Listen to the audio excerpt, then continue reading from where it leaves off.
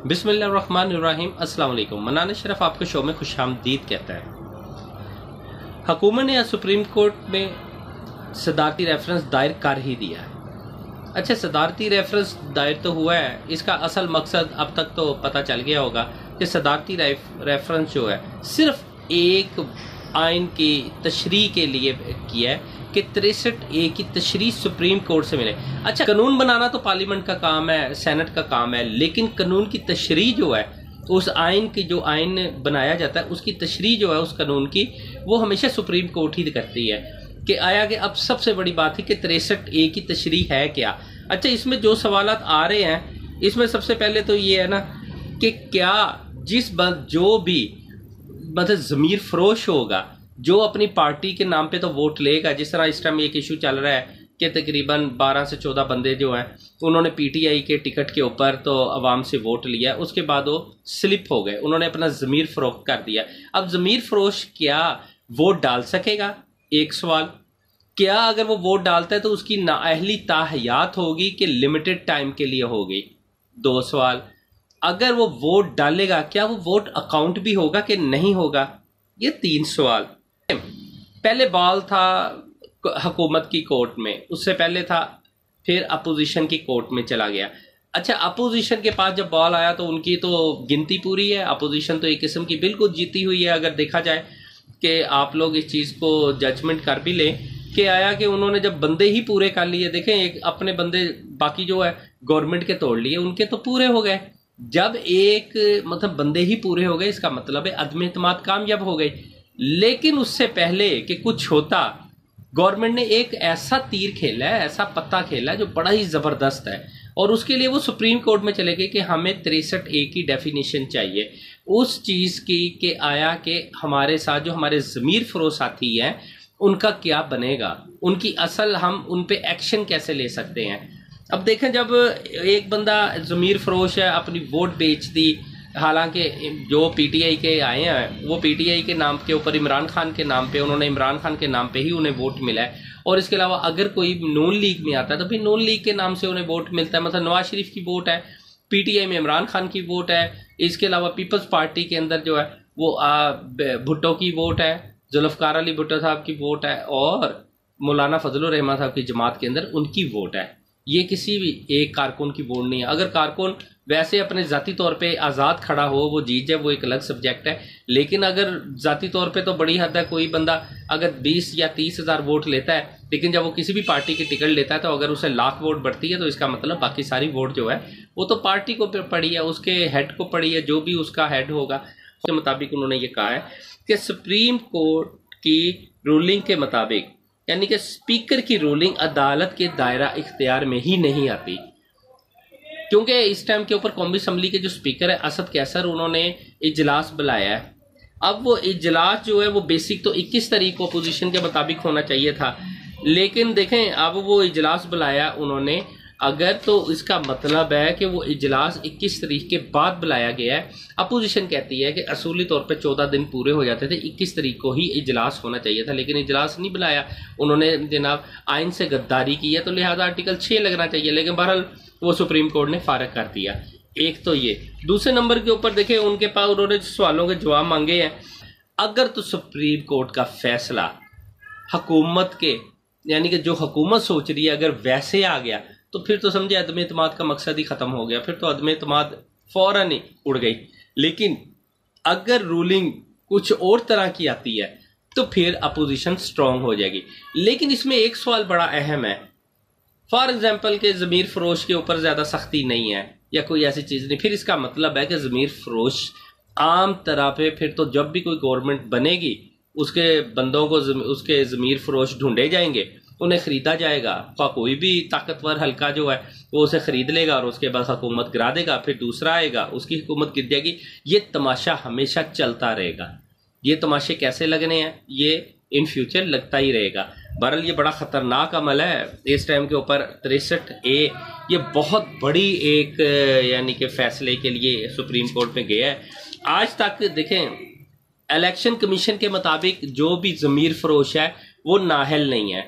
उसके मुताबिक सर ये है कि वो डी सीट होगा, उसके ऊपर इलेक्शन हो जाएगा और इलेक्शन के बाद वो दोबारा आ सकता है। लेकिन अगर सुप्रीम कोर्ट कह देती है कि इसके मुताबिक जो भी ज़मीर फरोश होगा, जो भी इन्वॉल्व होगा, जो वोट उसने अपनी पार्टी के नाम पे लिया और उसे उसने बेच दिया है, गद्दारी किया है, तो इसका मतलब है कि उसकी अगर वोट कास्ट होने से सुप्रीम कोर्ट ने कह दिया कि ये वोट कास्ट नहीं होगी, तो फिर तो समझे कि जितने भी ज़मीर फरोश है उनका तो खेल ही ख़त्म। और अगर उन्होंने कह दिया कि जी कास्ट कर सकते हैं लेकिन उसकी गिनती नहीं होगी, तब भी खेल ख़त्म।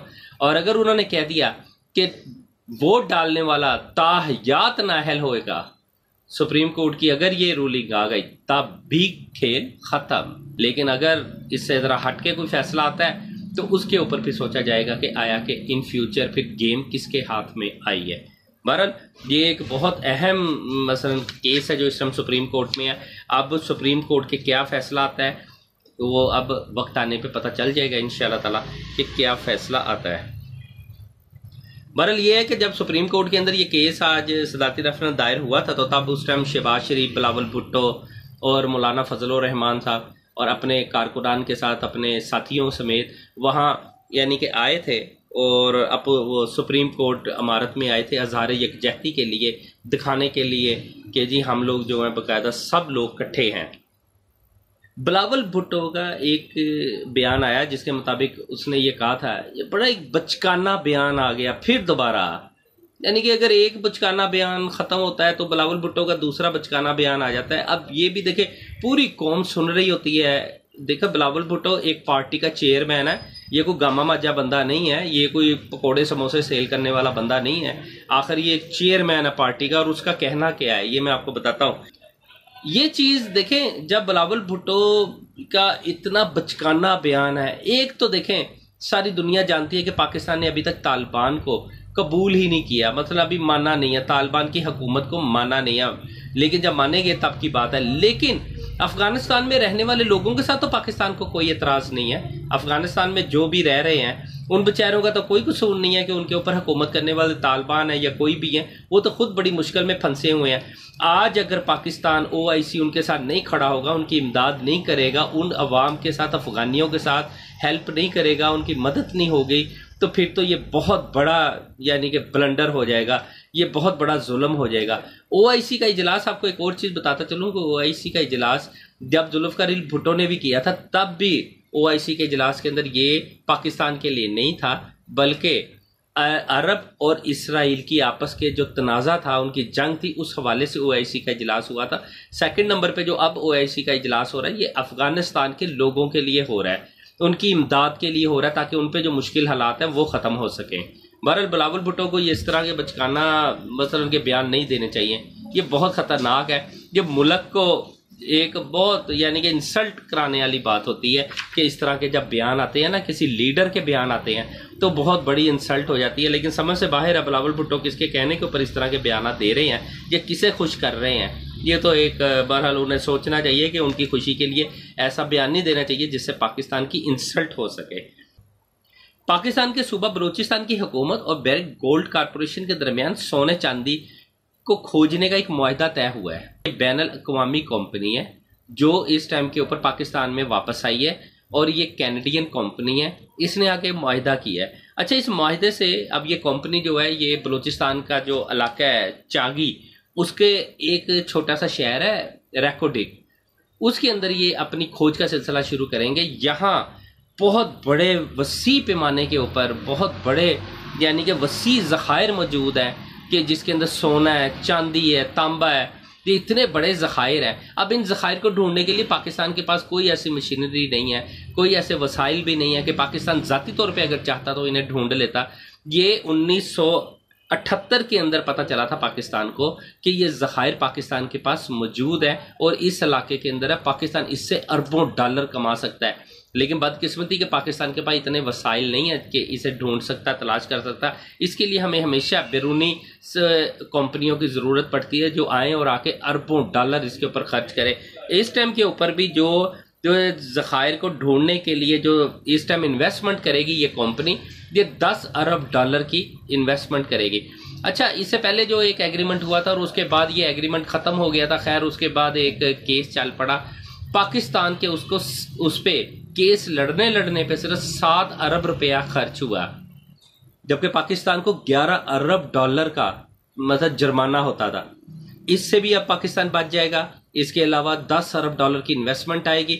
हर साल जब पाकिस्तान में ये ज़खायर मिल जाएंगे और उनको फिर खोज करने के बाद उन्हें निकाला जाएगा, तो उसके अंदर 25% बलूचिस्तान हुकूमत के होंगे, 25% जो है प्रॉफिट जो है मुनाफा वो मरकज का होगा। इस तरीके से बाकी 50% जो है उस कंपनी के प्रॉफिट होगी। इस शेयर के मुताबिक जो है ये तकसीम होंगे इसकी जो प्रॉफिट है।